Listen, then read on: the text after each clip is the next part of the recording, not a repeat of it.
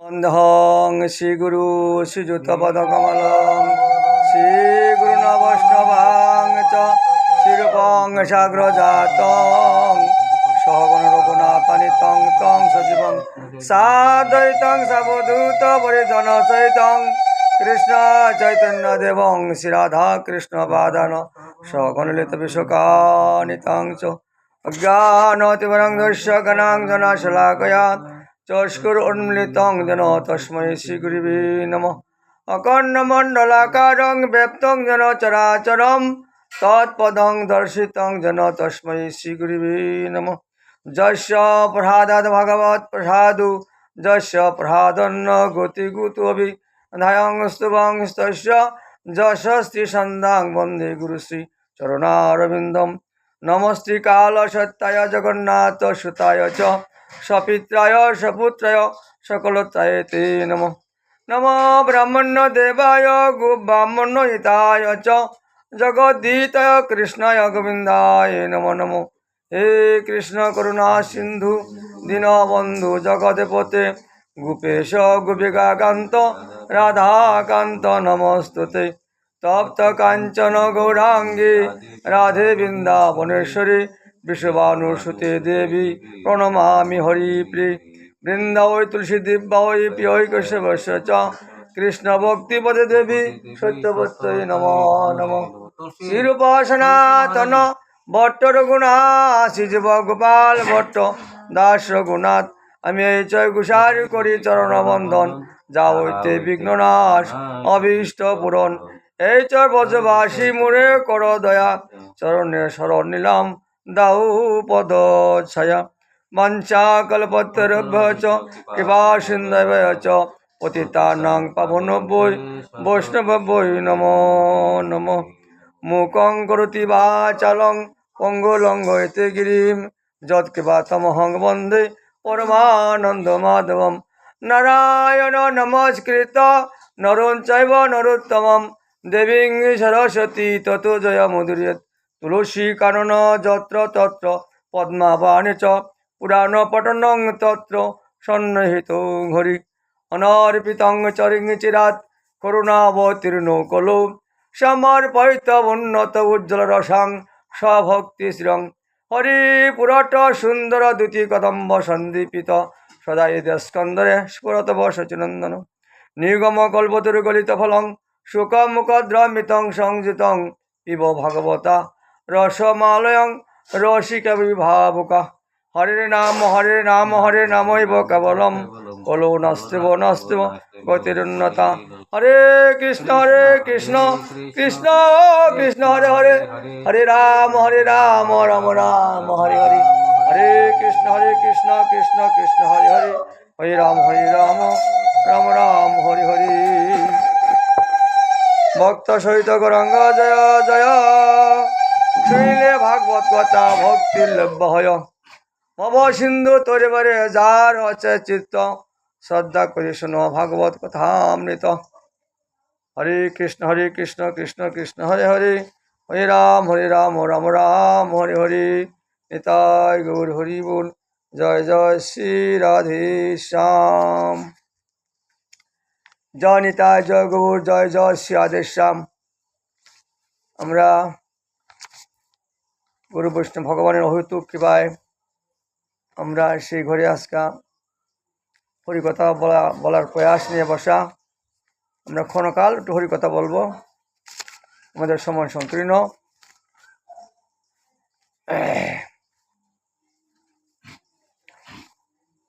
শ্রীমদ্ ভগবদ গীতা দ্বাদশ অধ্যায়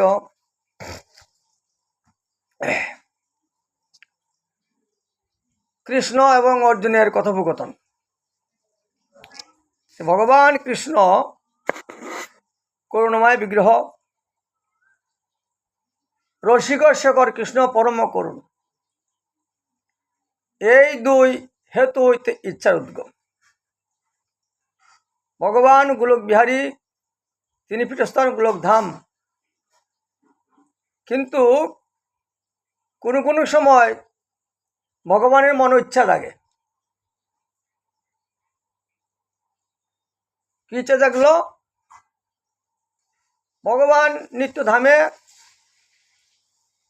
ভগবানের বাল্যলীলা নাই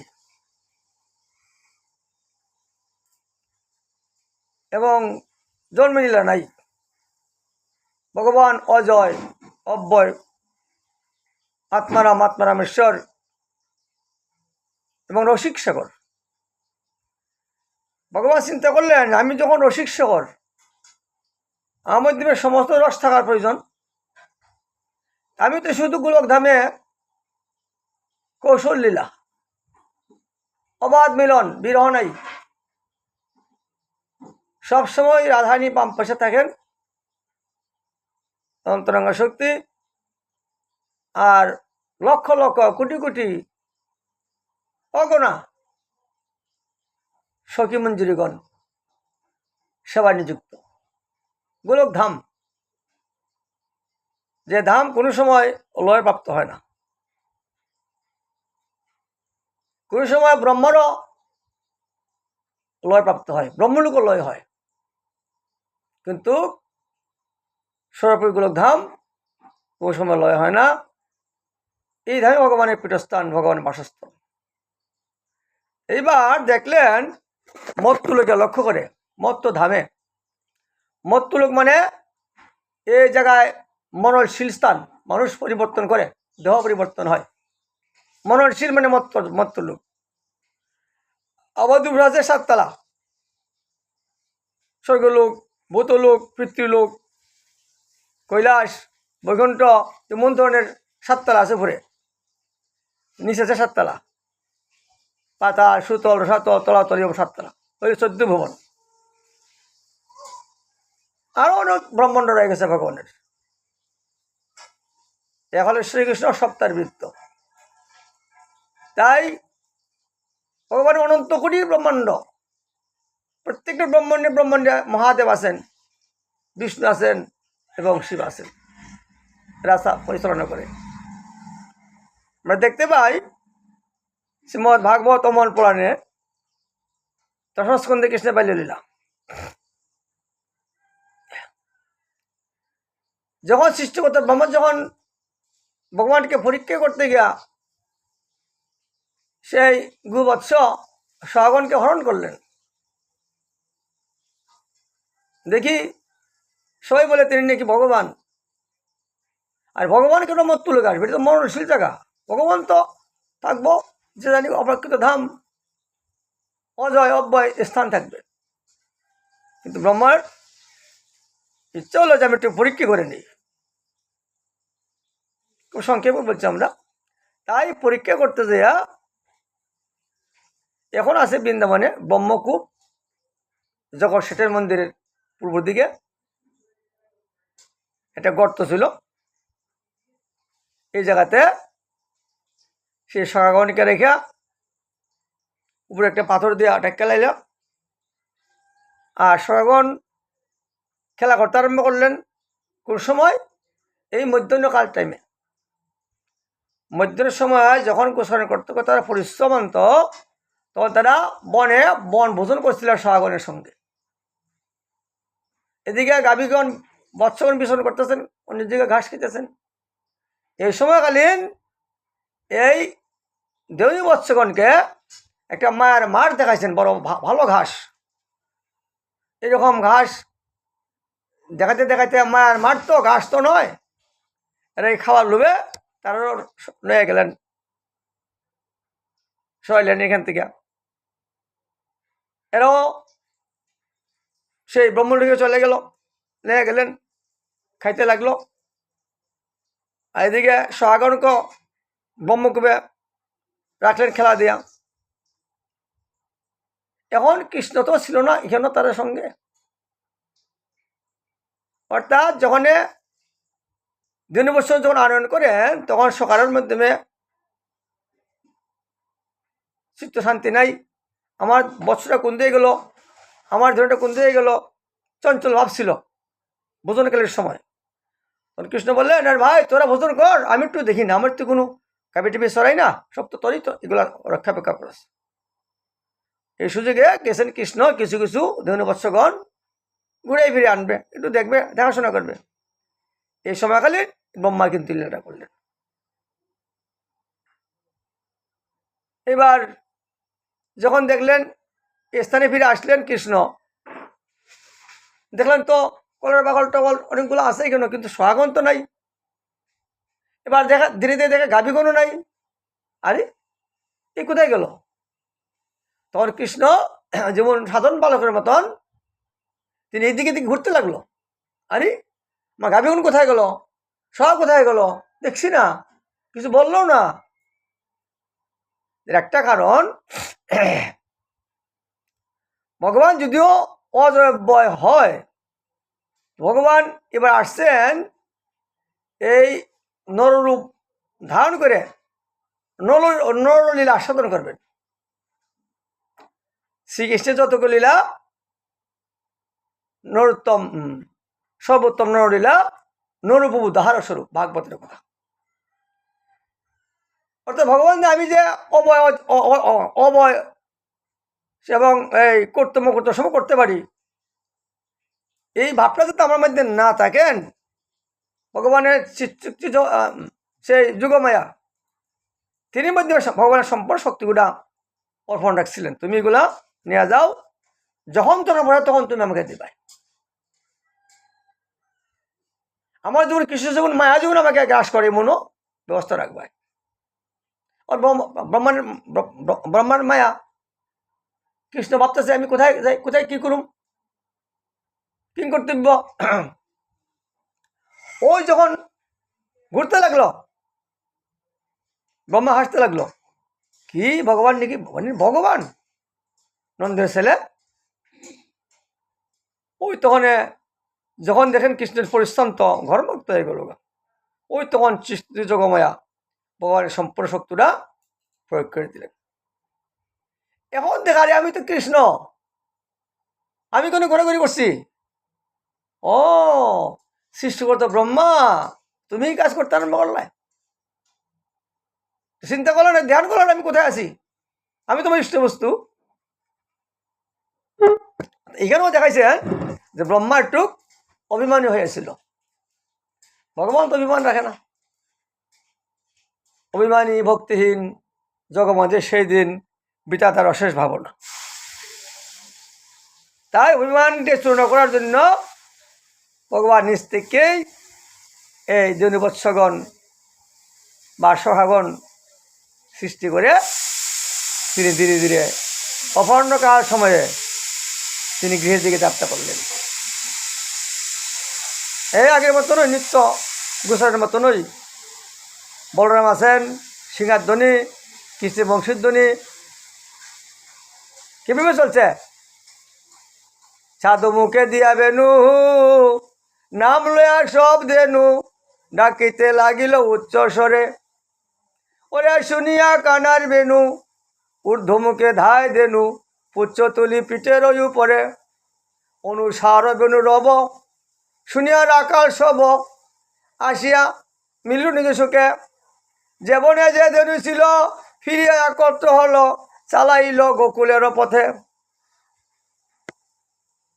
আগে ধা বলরাম, পাশে নব ঘনশ্যাম, আর শিশু চলে দেয় নেবামে, সিদাম সুদাম পাশে ভালো সভা করে আছে, তা মাঝে নব ঘনশ্যাম, গণ বাজে সিংহে বেনু, গগনে গুখর রেণু, পথে চরি করি কত ভঙ্গে, যত গো রাখালগণ, আবাবা দিয়া গণ, বলরাম দাস চলল সঙ্গে। পদকর্তা বলরাম দাস, মহাজনে পদ বললাম।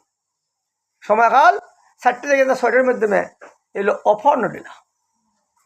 আমরা এই কথা বলার অর্থ যে কিভাবে সেই ব্রহ্মমোহন লীলায় ভগবান নিজ থেকে এই ধেনু এবং বৎস এবং রাখালগণ এই পরিচালনা করতে করতে নিজ গৃহের দিকে চলে গেলেন,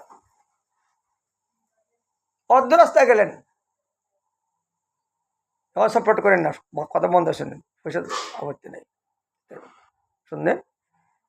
এবার অর্ধেক যখন গেলেন তখন দেখলেন ব্রহ্মা সৃষ্টিকর্তা। আরে এ কি, আমার সহাগুণ এদিকে আছে, বৎসগুণ আছে, এগুলো আমার কি? তাহলে কৃষ্ণ কোনো মায়া জানে নাকি? আমার থেকে কি বড় মায়াবীর আমি তো মুখে পড়ে দেখলাম, কিন্তু যখন দেখলাম যে আমিও কি মুখে পড়ে গেলাম গা, তখন তিনি উঠলেন আকাশের দিকে, উপর দিকে উঠলেন।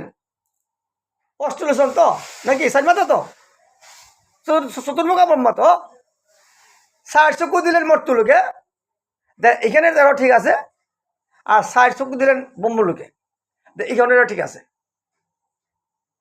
তখন একবার আসে ব্রহ্মলোকে, একবার যায় মর্তুলোকে। মানে ভাবে আমি যখন ব্রহ্মলোকে যাই তখন মনে বৎস গুণগান নিয়ে যায়, আর যখন মর্তুলোকে আসি মনে আবার ব্রহ্মলোকে ফাটে দেয়। এবার স্ত্রী করলেন কি, একবারে উপরে উঠলেন।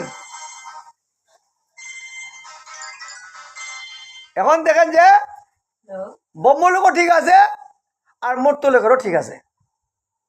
এইবার ব্রহ্মা চিন্তায় পড়লেন, সর্বনাশ, কাল কি করতে আরম্ভ করলাম।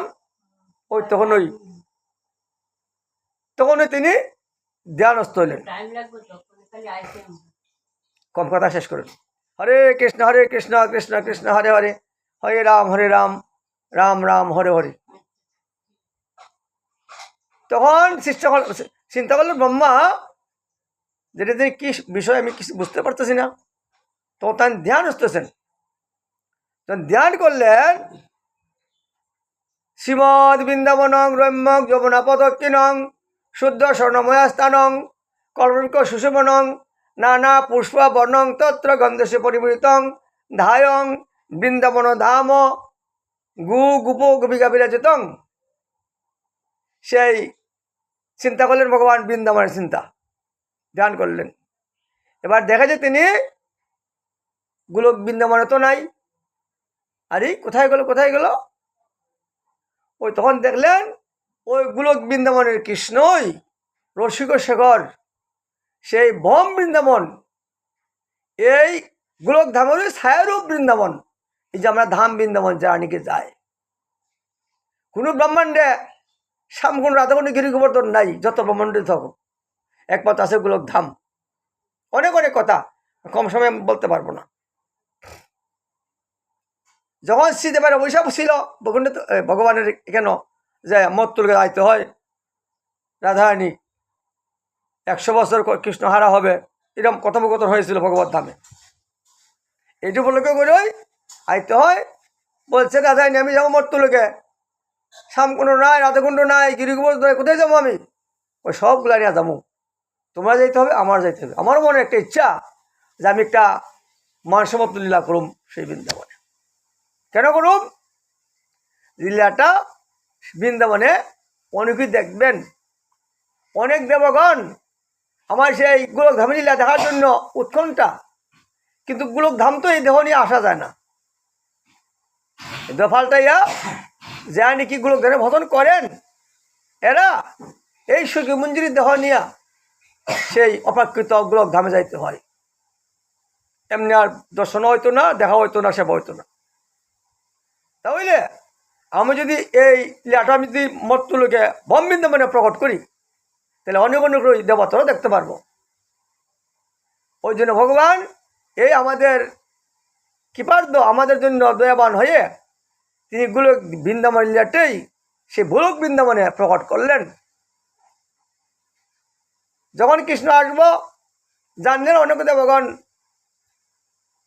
তারা সেই মর্ত্যলোকে কেউ মানুষ, কেউ ময়ূর, কেউ ঘোড়া, কেউ গরু, কেউ বৃক্ষলতা, ইমনে তোমরা গ্রহণ করলেন যে আজকে ভগবান লীলা করবেন বৃন্দাবনে, আমরা দর্শন করুন। তারাও কিন্তু মনের আহংকার যখন চুলাটা পূরণ করার জন্য ভগবান কৃষ্ণ আসবে। দেখ আমরা এদিকে চলে যাই, অনেক কথা। এদিকে যখন দেখলেন ব্রহ্মা সৃষ্টিকর্তা গোলক বিহারী কৃষ্ণ সেই রণ রাজার গৃহে তিনি প্রকট হইলেন এবং তিনি বাল্যলীলা করতে আরম্ভ করলেন। ওই তখন আমার তো ভুল হয়ে গেল, ওই তখনই ভগবানের সামনেদা আইসা ভূমিতে ভুলণ্ডিত প্রমাণ করতে লাগলেন। প্রণাম নম ব্রাহ্মণ্য দেবায় গুব্বা মনোহিতায় চ জগদ্দীতায় কৃষ্ণায় গোবিন্দায় নমো নমো। হে কৃষ্ণ করুণা সিন্ধু দীনবন্ধু জগৎপতে গোপেশ গোপিকাকান্ত রাধাকান্ত নমস্তুতে। একবারে সাষ্টাঙ্গে প্রণাম করিয়া কানতে লাগলো। এ ব্রহ্মা, এ কি তুই কি করছ? তুমি তো বেদের বহির্গত কর্ম করতে আরম্ভ করলাই। কোন দেবগণ মত্তুলিকে পথাপন করতে নাই, একটু উপরে থাকবো। তুমি এই মত্তুলিকে ভূষ্ঠ প্রণাম, তাতে ঠিক এটা ঠিক হয় নাই প্রভু। আর ঠিক ও ঠিক কি? আমি যে ভুল করছি, যে কাজ করছি, আমার যে কোন ব্রহ্মাণ্ডে আমার গতি হবে আমি জানি না। প্রভু ক্ষমা করে দাও, আমি জানতাম পারছি না, বুঝতাম পারছি না। ও তুমি সৃষ্টিকর্তা ব্রহ্মা, একটা ব্রহ্মাণ্ডের অধিপতি, তোমার যদি এরকম ভুল হয় আর তোমার প্রজাগতের কি ভুল হইব? তোমার কি ভুল হইতে পারে? সৃষ্টিকর্তা এত তোমার শক্তি, আমি দিছি তোমারে, আর তুমি ইষ্টবস্তুকে তুমি ভুলে গেলা। এটা তত্ত্ব কি নবার তত্ত্ব। এখানে যদি সৃষ্টিকর্তা ব্রহ্মা যদি এই সৃষ্টি আসবার তো কথা ভগবানকে ভুলে যায়। আমরা তো সংসারের কাজ অনেকগুলো আছে, সংসারের অনেকগুলো কাজ করতে খালি সংসারের কাজও করুম, আর গুরু বৈষ্ণব ভগবানের স্মরণ করতাম না, না হলে কিন্তু এই ব্রহ্মার মতন কিন্তু আমরা মুহ বড় তত্ত্ব। সব কর্ম করতে হবে আমাদের জীবিকা নির্বাহের জন্য, পয়সা আমরা করি, করতে খাম আমরা, করতে হবে, কিন্তু সকাল বিকাল দুপুর এই ত্রিসন্ধ্যা মন্ত্র গায়ত্রী জপ করতে হবে, তো ব্রহ্মার মতন আমরা মুহ করে দেবো।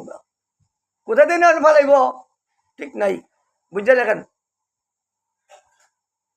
তাই সৃষ্টিকর্তা ব্রহ্মা দেখা গেল সৃষ্টি করতে করতে ইষ্ট বস্তু বুঝলে গেল। সকাল দুপুর বিকাল যদি 3বার সন্ধ্যা করতো, এখানে ভগবান গুলে কাটাই জানতে পারতো, ভগবানের মেহনত প্রকট হইল, বুঝলে গেছে গা সন্ধ্যা। এই তত্ত্বটা যেহেতু জানি আমরা সেই স্ব গুরুদেবের আশ্রিত আমরা হয়ে আছি, সকাল দুপুর বিকাল 3বার সন্ধ্যা করতেইব, তাহলে এমন মুক্তি, ত্রিসন্ধ্যা মুক্তি কাহিনী শ্রীমদ ভগবত গীতা সে কথা বলছেন। তাহলে এই যখন প্রণাম করলেন, বলছেন ক্ষমা তো একটা আছে, তবে তোমার জীবন কর্ম তোমার শাস্তি ভোগ করতে হইব, তোমার তার সেই ব্রহ্ম জনম আর থাকবে না।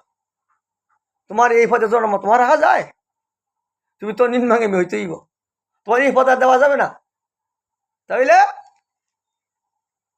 হয়তো প্রভু তাহলে আমার ওই বৃন্দাবনের বৃক্ষলতা করে দাও, কারণ তুমি যখন লীলা করবাই বৃন্দাবনে, আমি গাছপালা লীলা দেখুন, ওরে বাবা এর কি সাধারণ গাছপালা, এর সাধক সাধন করে গাছপালা হয়েছে, তোমার কি সাধন আছে গাছপালা দিতা তুমি?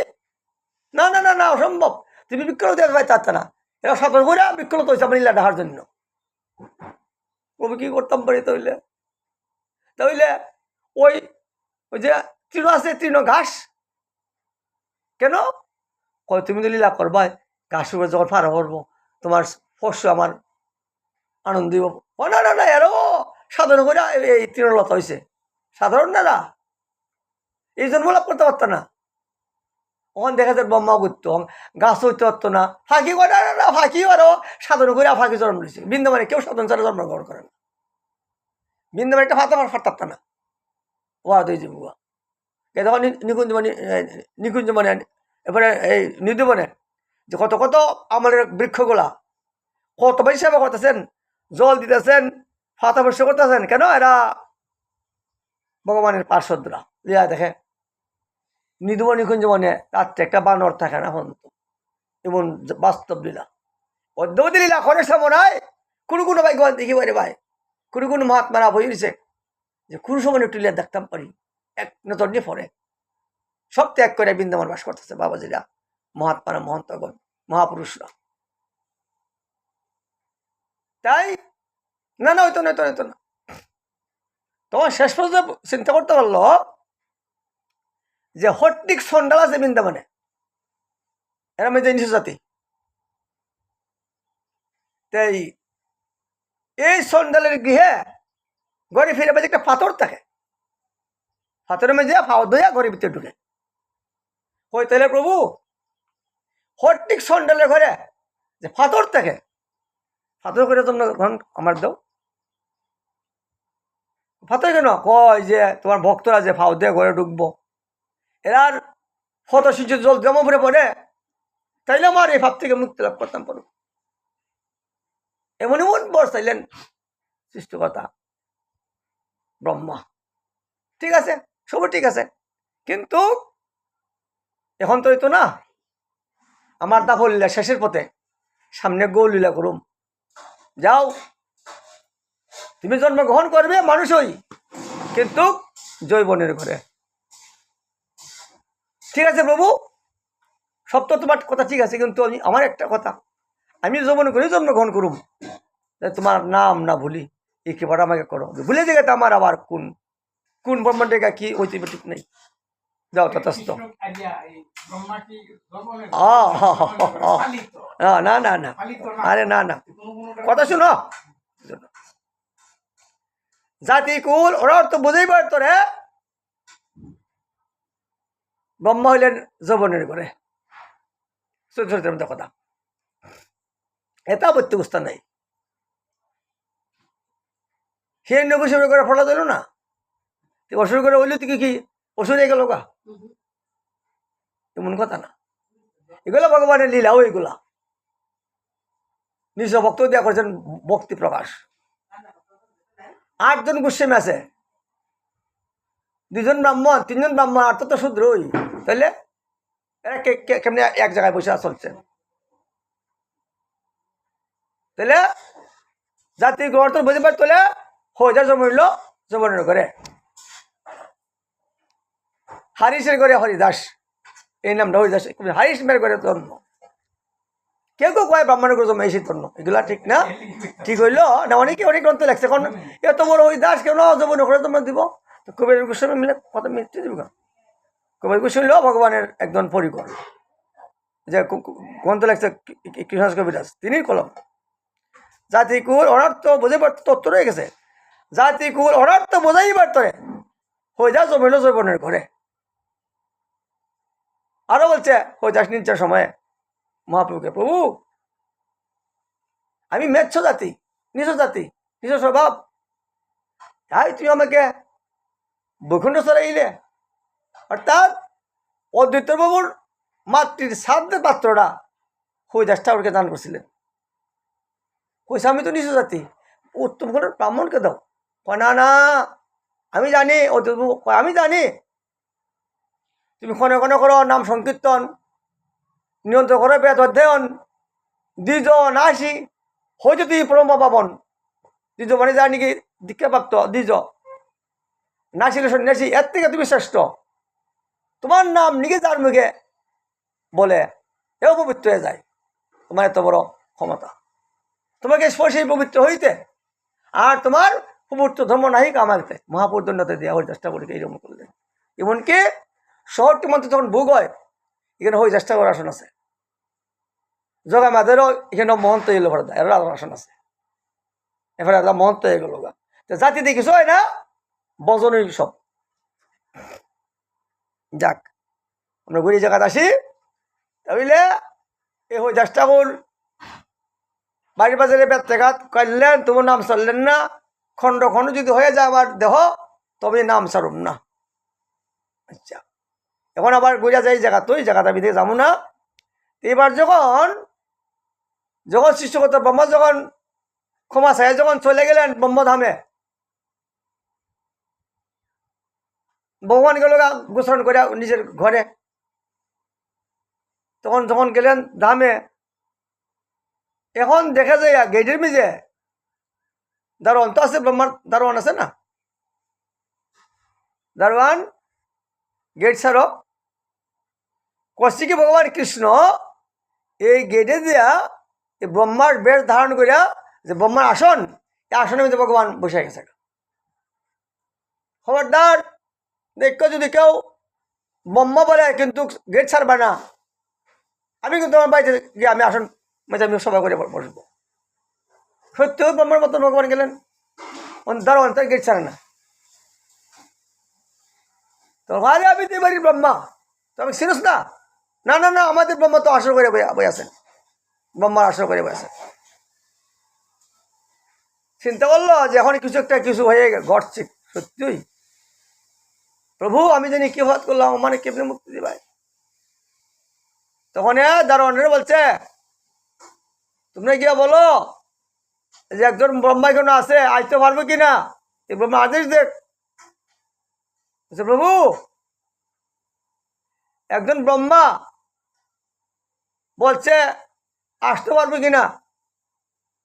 জিজ্ঞেস করো যে কোন ব্রহ্মা, ব্রহ্মার কি পরিচয়?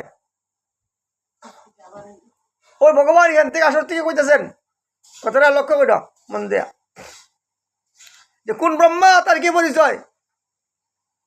বলছেন দারোয়ান ব্রহ্মাজি আপনি কি পরিচয়? কি সংকটে বললাম, আমি তো চতুর্মুখ ব্রহ্মা, ষোড়ক পিতা ব্রহ্মা, 1400 নম্বর ছেলে হয়েছে। ষোড়ক পিতা ব্রহ্মা, বলো আমার এই পরিচয়। তখন বলছে বলো আসার জন্য বলো। এখন যখন 1400 ব্রহ্মা যখন গেলেন, চারিমুখা ব্রহ্মা গিয়ে দেখা যাচ্ছে ভগবান তো বসে রয়েছে কৃষ্ণ আসনের মেঝে। আর এখন চতুর্মুখা ব্রহ্মার একেবারে সব থেকে 5, 6, 7, 8, 10 এমনকি শতমুখা ব্রহ্মা বই দিছে, বড় বড় ব্রহ্মা।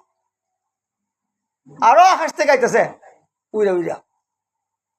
ওই যে বললাম ভগবান অনন্ত কোটি ব্রহ্মাণ্ড, যে ব্রহ্মারা তোমরা দর্শন করতাম, দর্শন দাও তোমরা।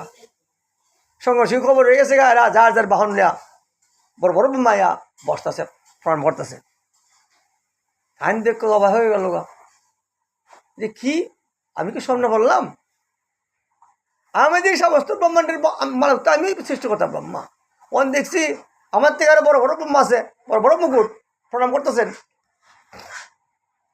দেখাইল ব্রহ্মারে তুমি এত ছোট্ট ব্রহ্মাণ্ডের মালিক, তোমার থেকে বড় বড় ব্রহ্মাণ্ড কিন্তু পেয়ে গেছে।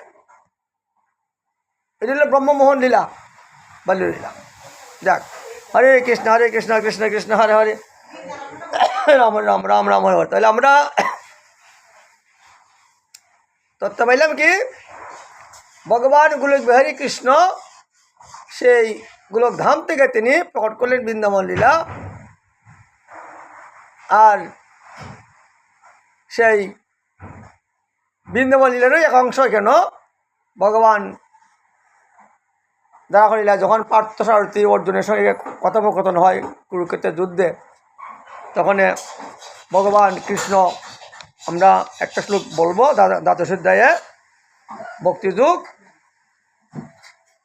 অর্জুন জিজ্ঞেস করলেন ভগবান কৃষ্ণকে, কি বললেন, এবং সতত যুক্তা যে ভক্তাস্তাং পূর্য পাশতে যে চপস্করং মে ব্যক্তাং তেসাংকে যুগ বিত্তমা। বলেন ভগবান মজ্জা বিশ্বু মনো যে মাং নিত্যযুক্ত বসতে সদ্দয়া ও পদস্তে মে যুক্তমতা। অর্জুন বললেন সর্বদা তোমাতে আসক্ত চিত্ত হইয়া যে সকল ভক্ত তুমি উপাসনা করেন এবং যাহারা তোমাকে অব্যক্ত অক্ষর ভাবিয়া উপাসনা করেন, তাহাদের মধ্যে কাহারা অধিক যুগবৃত্ত মানে শ্রেষ্ঠ। লাগছে জল দাও।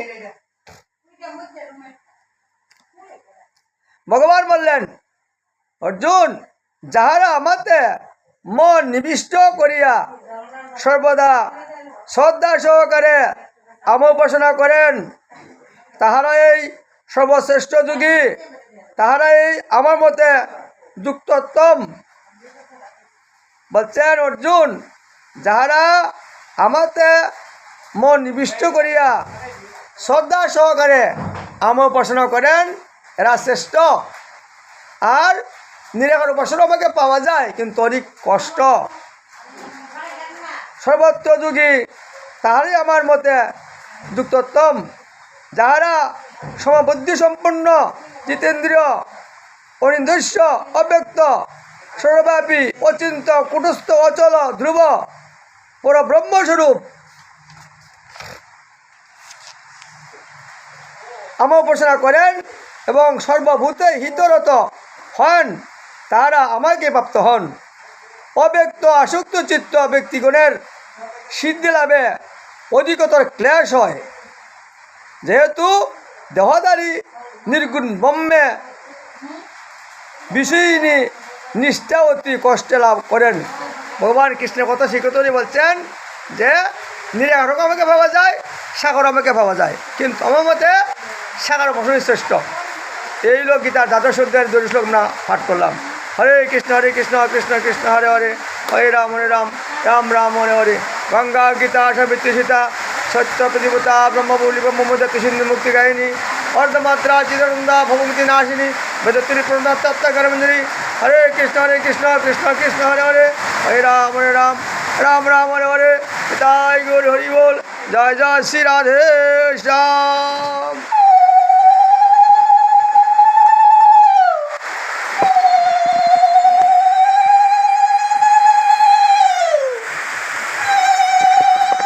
সুতা কুকম একজন সুতা শুদ্ধ ভক্ত পাইলাম।